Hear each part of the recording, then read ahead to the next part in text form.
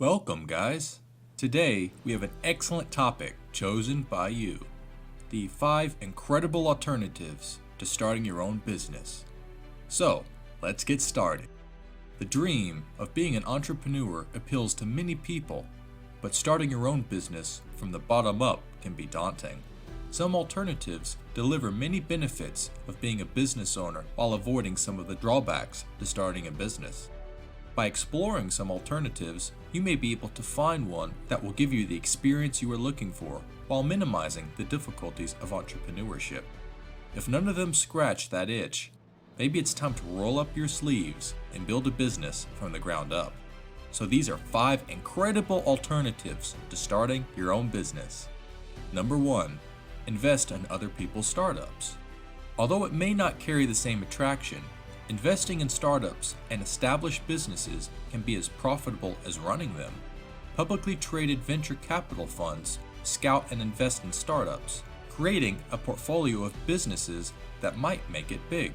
With a single investment, you can get access to a wide portfolio of businesses that have passed the venture capital firm's tests. On a local level, there are often opportunities to make direct investments in a business about which you have some knowledge, either in your area or your personal network, that could exchange an equity stake for your investment. Both types of investments carry a level of risk that matches the potential rewards if a business is successful, so it is important to research these opportunities thoroughly. Investing through a venture capital fund is the most hands-off of these alternatives. You don't have to quit your job, open an office, or hire employees. You just buy shares. Number 2. Partnership. Instead of investing in a business in exchange for an equity stake, you could look into becoming a partner in an existing business.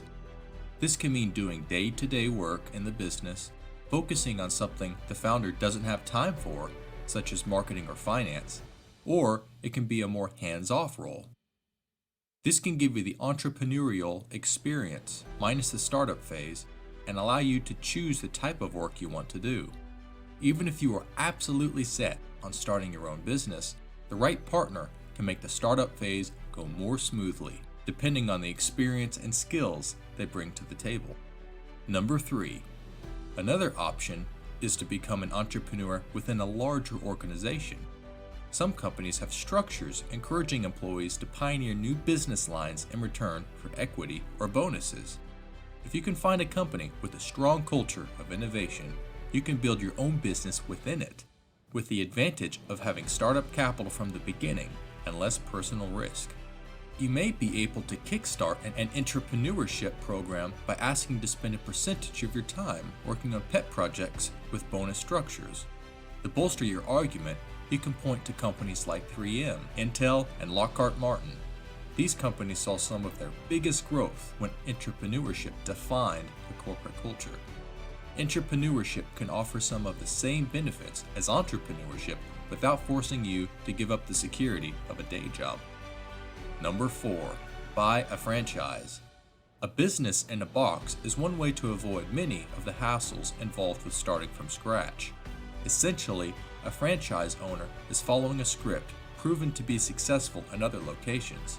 Benefits of a franchise include a recognized brand, resources to draw from, and economies of scale the franchise network creates. The drawback to franchise ownership is primarily the cost of the initial purchase and the royalties, which can be expensive. People who want a true entrepreneur experience will also have issues with the limitations the franchise office imposes as far as creative control. That said, franchises have a stronger support network and generally have a better success rate compared with the vast majority of startups. Number 5. Buying an existing business. Buying a business that is already in operation and profitable is another shortcut.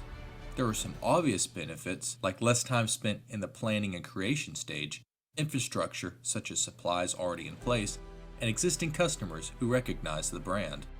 The major downside is that the cost of acquiring a profitable business is usually much higher than the startup costs of the same type of business. The cost reflects the efforts of the person who started it, plus an additional premium charged for the business having proven its viability. If you choose this route, it is important to perform due diligence, such as confirming all revenue figures and finding out why ownership is selling a seemingly successful business. So, let's check the key takeaways from this video. Active alternatives to starting your own business are those that require some sweat equity from you, but far less startup effort. Include entrepreneurship, finding partnerships, and purchasing a franchise. Or passive alternatives to starting your business are those in which you own a business through investment. Include investing your capital in existing businesses, startups, or venture capital firms that finance those startups. And that's it, guys. If you enjoyed the video, please click on the like button and don't forget to subscribe. Till next time.